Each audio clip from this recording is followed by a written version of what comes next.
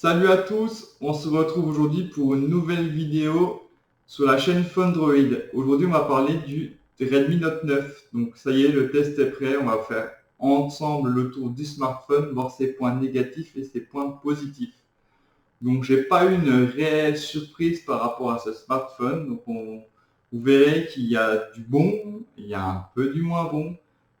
Je trouve que Xiaomi, ils ont été un peu en manque d'inspiration. Je vous en dis pas plus. Allez, on se retrouve tout de suite pour le test complet du Redmi Note 9. A tout de suite.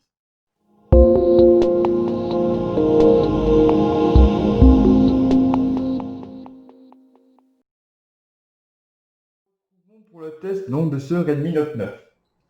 Pour faire simple, vous pouvez retrouver dans la description la vidéo d'unboxing que j'ai fait la semaine dernière qui vous permettra de voir le contenu de la boîte ainsi que les caractéristiques techniques du smartphone.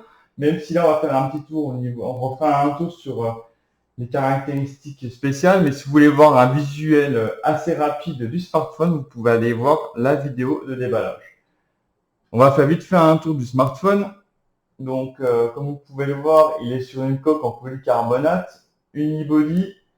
On n'a pas d'artifice type aluminium ouvert. On reste sur un smartphone assez simple de conception, mais à la finition qui inspire le sérieux et la robustesse.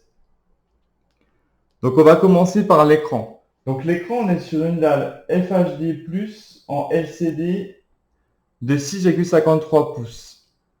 Donc, un type de dalle avec caméra incrustée dans l'écran, donc par perforation, qui est devenu donc la mode en 2020. Tous les fabricants se sont mis à ce type de dalle.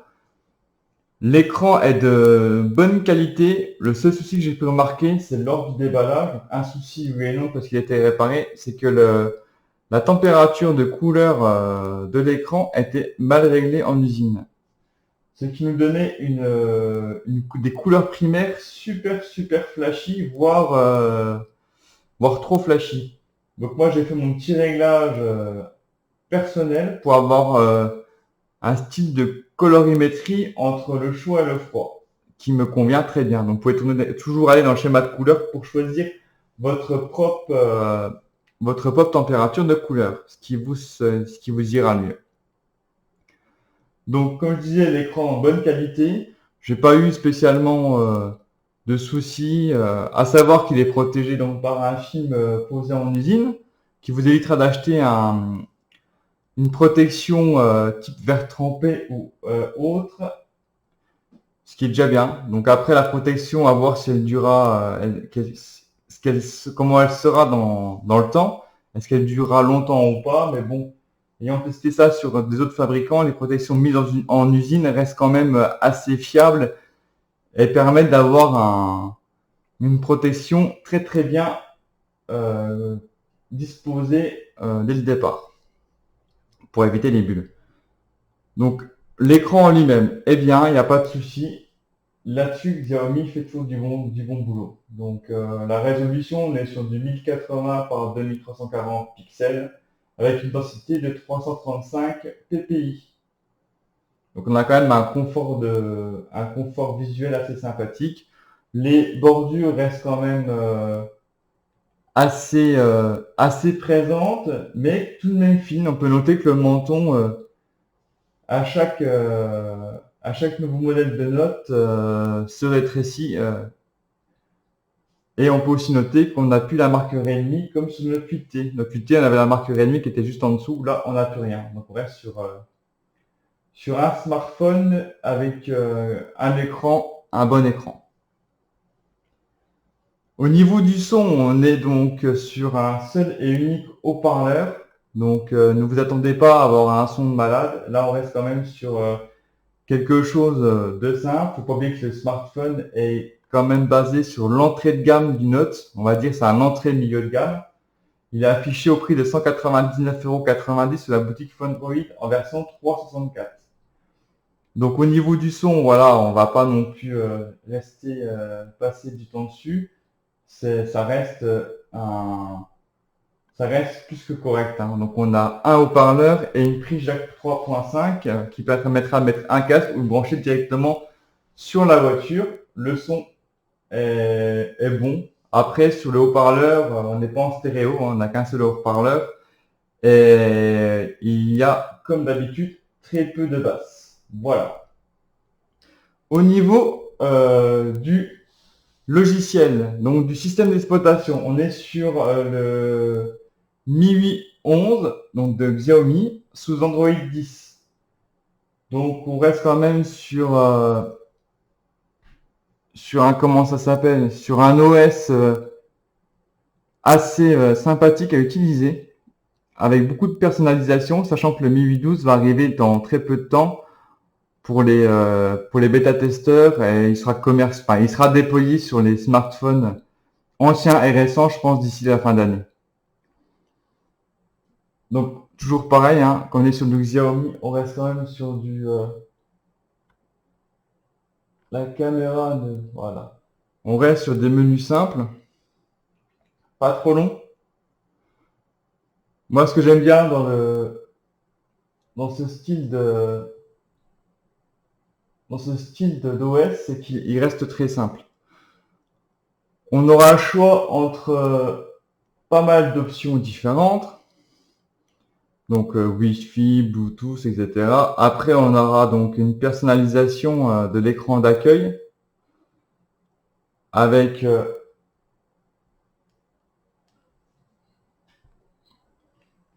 donc on pourra être en normal ou adopté pour un tiroir d'application qui n'était pas avant sur les anciennes versions donc de MIUI. Ce qui est pas mal. Après, au niveau de l'affichage, on était tout à l'heure, donc on peut choisir la taille du texte.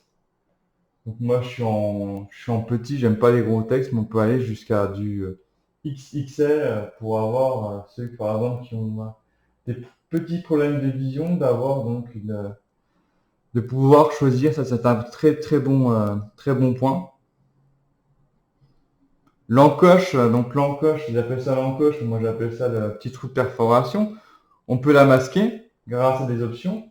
Donc on peut soit ne pas la masquer comme moi, on peut la masquer comme ceci, ce qui permet donc d'avoir une bordure en haut, un peu comme on aurait pu voir sur le Redmi Note 5.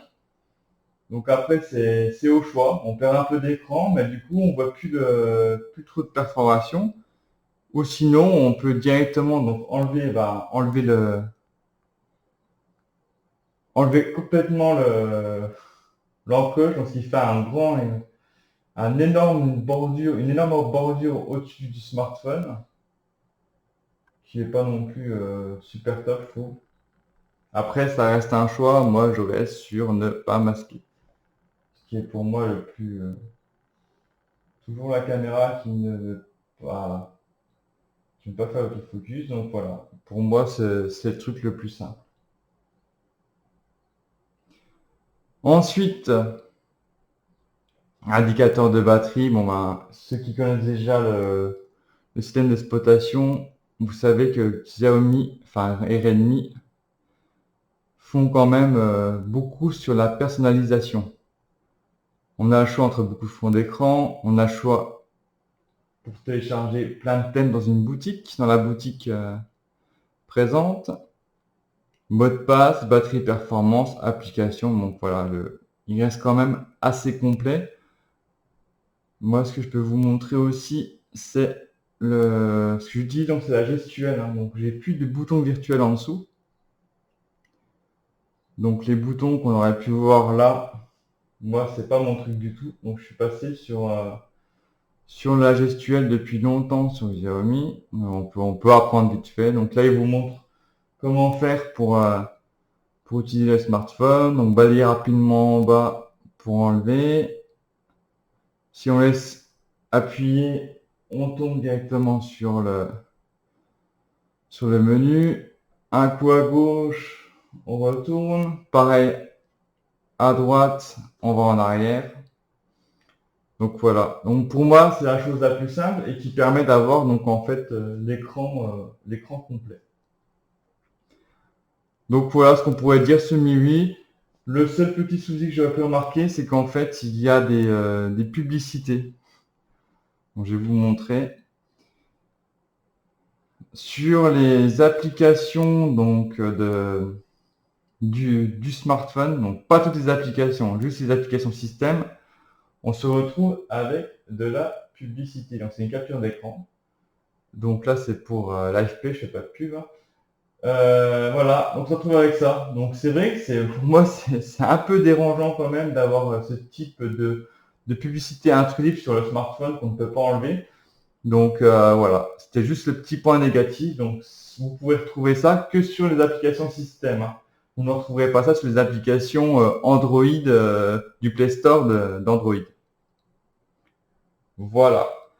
Donc au niveau de la mémoire, là on va dire que ça va être le point faible de ce smartphone. Donc là on est sur une configuration 364.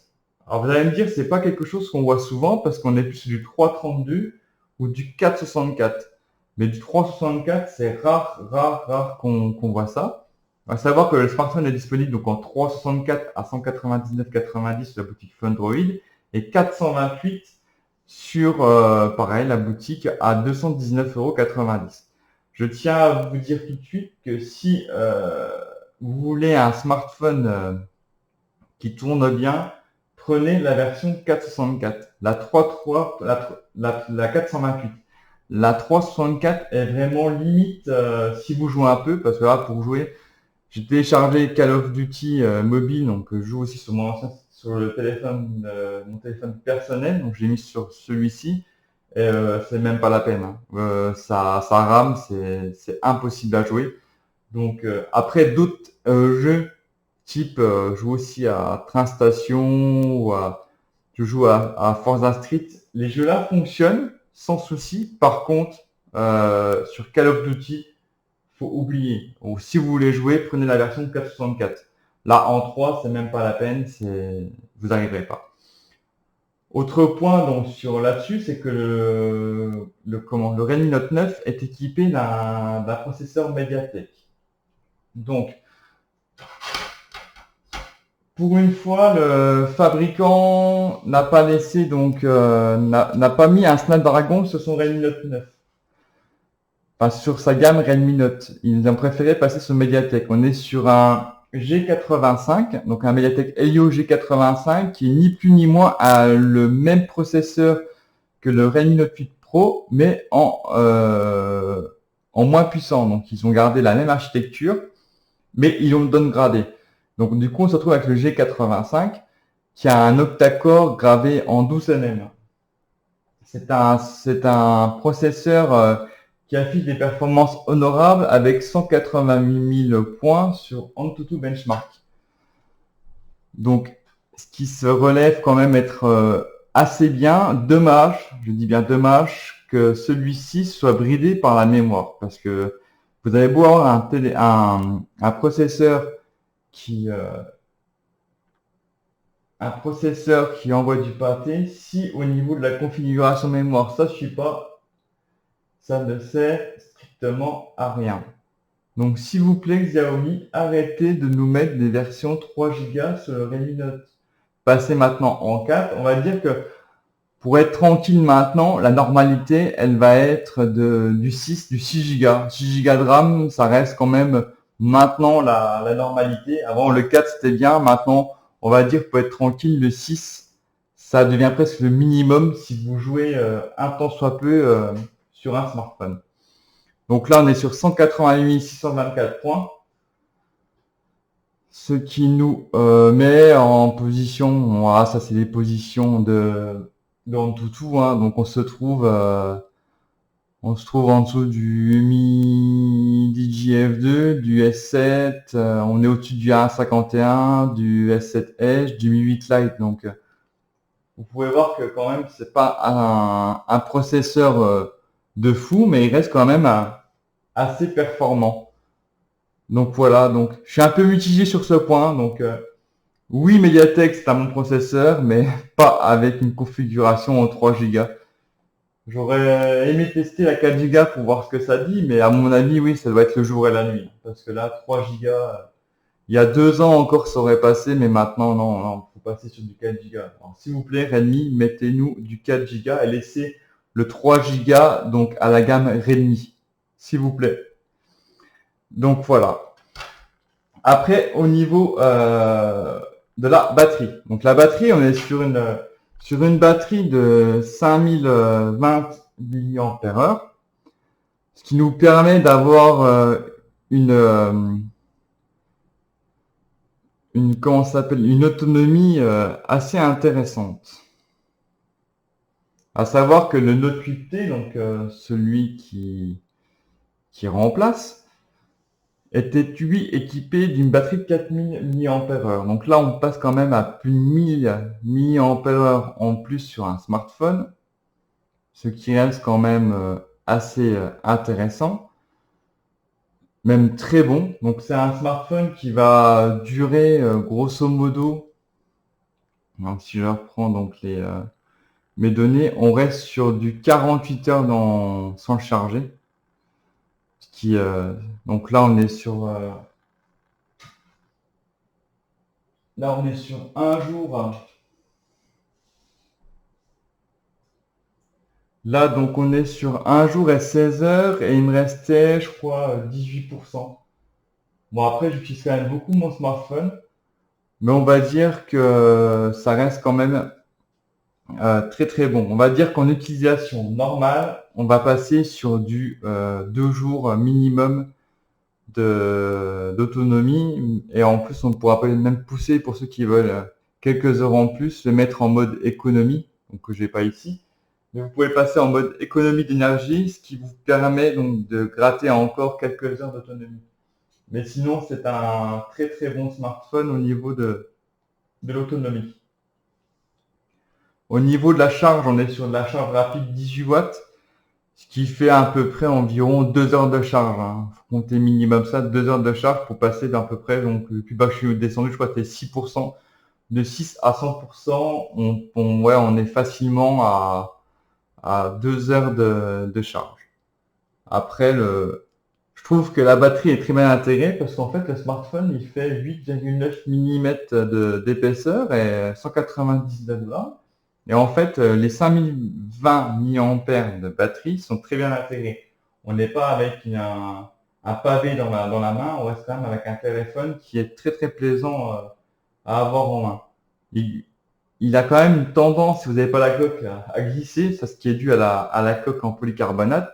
Mais sinon, il est franchement assez léger et assez compact.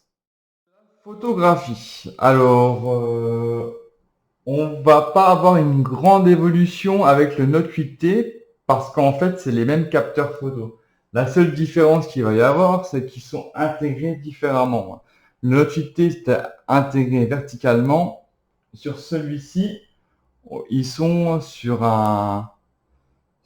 une forme carrée,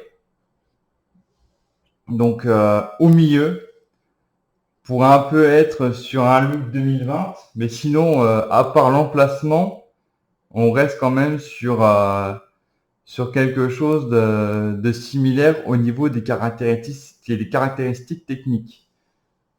On pourra remarquer aussi, je vais en parler vite fait, que le capteur d'empreinte digitale se trouve juste en dessous, donc ce qui permet donc cet artifice de dissimuler, et il est très réactif. Je vais pas non plus m'éterniser dessus. Donc au niveau de la photographie. Donc on dispose de plusieurs modes. On a 3 modes vidéo. On a un mode photo, un mode 48 millions de pixels, un mode portrait, un mode nuit, un mode panorama et un mode pro. À savoir que le smartphone donc, est équipé d'un capteur principal de 48 millions de pixels, d'un capteur ultra grand angle de 8 millions de pixels, si je me rappelle bien. Ensuite, on se retrouve avec un capteur de profondeur de 2 millions de pixels et un capteur, donc je dis macro, et un capteur de profondeur de 2 millions de pixels aussi. L'objectif grand angle, c'est du 118 degrés. Donc moi, je trouve que l'objectif grand angle, c'est très intéressant pour avoir donc la chance. Permettre d'avoir donc une photo, même si vous êtes prêt, de prendre automatiquement agrandir l'angle. Le seul souci que je peux trouver dessus, c'est qu'en fait, ça fait un petit effet loupe, ce qui est normal, hein, au niveau de la photo. Donc si on retourne en normal, hop, en x1, voilà. Si on est en x1, x1, et si on met en ultra grand angle. C'est assez intéressant. C'est toujours assez pratique, hein. Paysage, tout ça, c'est pas mal. Donc le mode 48 millions de pixels qui permet donc en fait, parce qu'à savoir qu'on dit on est en 48 millions de pixels, mais le smartphone prend à la base des photos en 12 millions de pixels. C'est les photosites qui vont être 4 photosites qui vont être assemblés pour faire une photo de 48 millions de pixels. C'est pour ça qu'on a un mode de 48 millions de pixels. Mais sinon, à la base, le smartphone prend des photos de 12 millions de pixels. Au niveau donc la caméra selfie, on est sur du 13 millions de pixels. La caméra selfie est pas trop mal. Après, on reste toujours sur la même chose, hein. C'est toujours la même caméra selfie depuis le Redmi Note 7, hein. On est sur du 13 millions de pixels qui donne des photographies assez sympathiques, mais qui a toujours tendance un peu à lisser à lisser un peu trop les contours. Mais sinon, les modes bokeh, tout ça fonctionne très bien. Je vais vous mettre ensuite quelques photos que j'ai prises avec le téléphone en diaporama.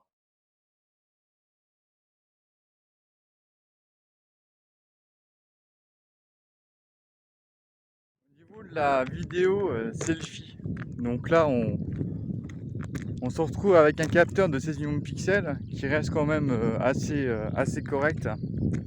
Toujours dans la même lignée que les autres Redmi Note, à part le Note 6 Pro qui était doté de deux capteurs photo à l'avant, dont un dédié au capteur de profondeur de 2 millions de pixels. Donc ici on est sur le 9 avec un seul capteur selfie qui reste très correct. En photo, comme d'habitude, le logiciel lise vachement les contours, mais sinon on reste dans un smartphone, enfin dans un capteur qui est quand même agréable à utiliser.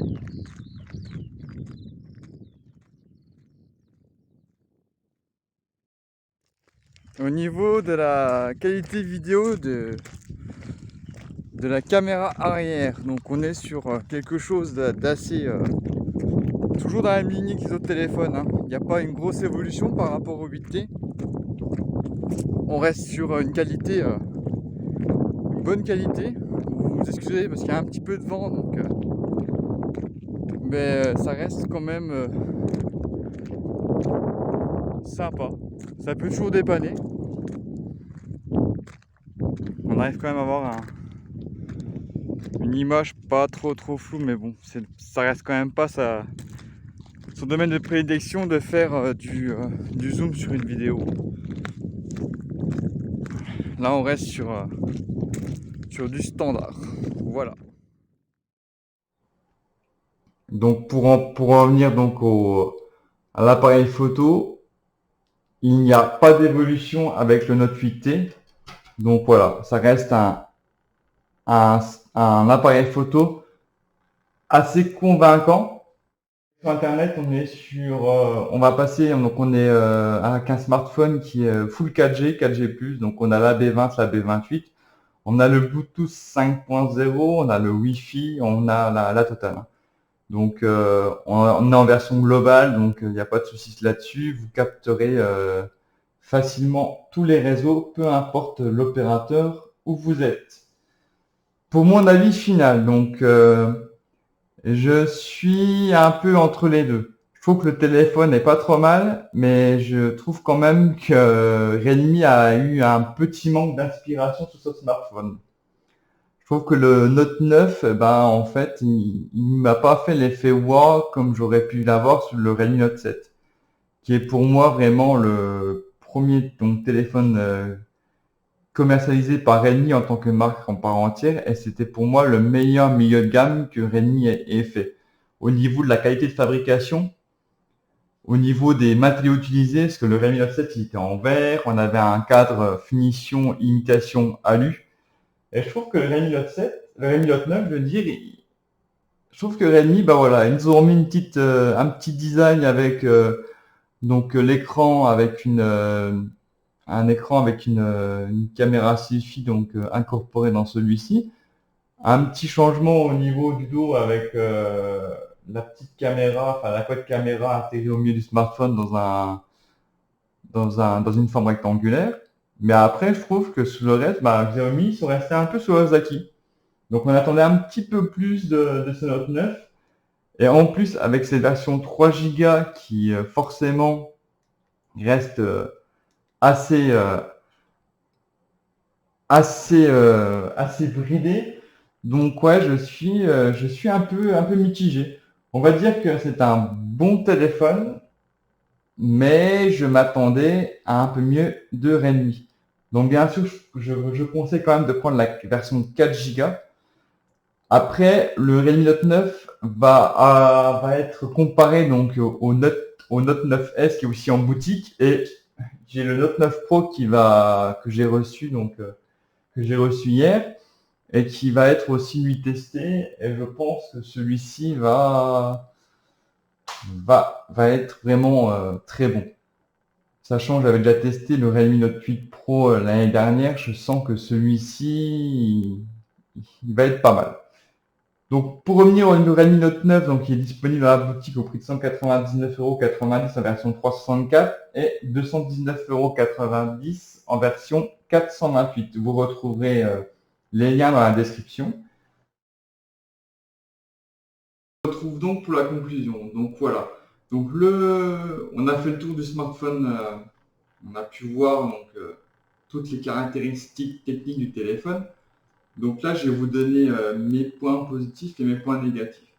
Donc, en point positif, on a donc le design qui reste quand même assez bien. Même si Xiaomi a manque d'aspiration, je trouve que le téléphone a un très très bon rendu, que ce soit au niveau de la dalle ou au niveau de la finition. Donc, bien sûr, toujours robustesse et puis voilà, on sait qu'on a un bon smartphone entre les mains. Les dimensions donc, du smartphone sont très bien aussi. Ni trop grand, ni trop petit, bonne prise en main, rien à dire.